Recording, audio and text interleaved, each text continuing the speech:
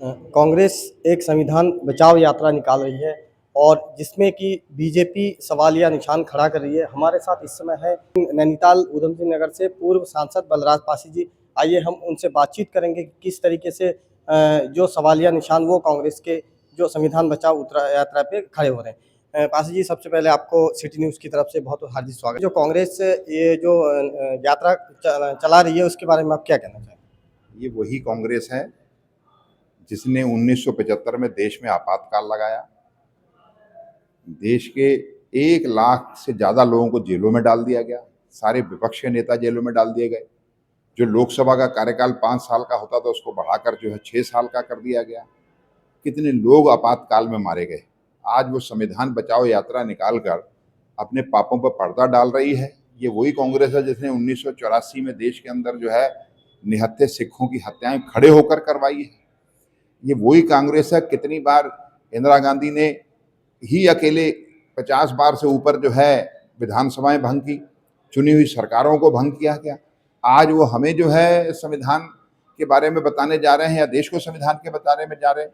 और मैं समझता हूँ कि ये उनके अपने पापों का स्वयं का प्रायश्चित है और उनको जो इसका प्रायश्चित करना चाहिए। जो उन्होंने समय समय पर संविधान को जो है अपमानित करने का काम किया है और ये देश की जनता ने बर्दाश्त नहीं किया, जिसका परिणाम है कि वो 2014 से जो है सत्ता से बाहर हैं और अगले 50 साल तक वो बाहर ही रहने वाले हैं। जो कश्मीर गांव में जो एक हमला हुआ है, पूरा देश एक आक्रोशित है, उसके बारे में आप क्या कहें?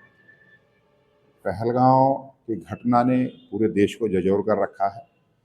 कश्मीर बड़ी तेजी से शांति की तरफ आगे बढ़ रहा था और ये पाकिस्तान को बर्दाश्त नहीं हुआ और जिन परिवारों ने वहाँ अपने प्रियजनों को खोया है उनके साथ आज पूरा देश खड़ा है।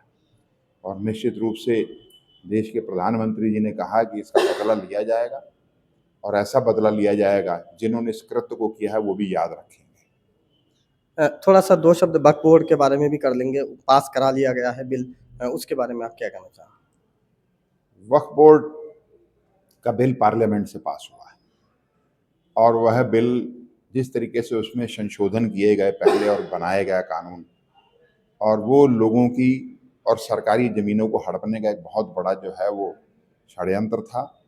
अंग्रेज़ों ने भी जब इस कानून को बनाया था उन्होंने इसमें प्रावधान रखा था कि ज़मीन जो भी वक्फ की दान की जाएगी उसकी रजिस्ट्रेशन होगी, उसके कागज़ होंगे। लेकिन कांग्रेस की सरकार ने समय समय पर संशोधन करके वक्फ बोर्ड को इतना मजबूत बना दिया गया, वो किसी भी ज़मीन पे जाके अपना झंडा गाड़ देता और कह देता है कि ज़मीन हमारी है और उसको कोर्ट में चैलेंज नहीं है। जो 10 लाख एकड़ ज़मीन है वो बढ़कर 20 लाख एकड़ हो जाती है। जब मुस्लिम समाज इतना संपन्न है कि वो 10 लाख एकड़ ज़मीन दान कर दे रहा है 10 साल में, तो भाई फिर ये सच्चर कमेटी की रिपोर्ट क्यों कह रही है कि देश का जो है मुसलमान जो सबसे निरीह और सबसे गरीब है? इसका मतलब वो रिपोर्ट झूठी है। तो पूरे जो है जांच के विषय हैं और जो ये कानून बना है इस कानून से जो है दूध का दूध पानी का पानी होगा और कोर्ट में अभी जो मामला लंबित है और निश्चित रूप से जो है उसका निर्णय भी बिल के समर्थन में ही आएगा। अभी हम बातचीत कर रहे थे बीजेपी से पूर्व सांसद बलराज पासी जी, जिन्होंने कि तमाम मुद्दों पे हमसे बातचीत किया, वक्फ बोर्ड पे और कश्मीर पे। उसके अलावा जो कांग्रेस की संविधान बचाओ यात्रा पे कि किस तरीके से बीजेपी इसका खंडन पुरजोर विरोध करती है। मैं मुकेश कुमार, सिटी न्यूज़।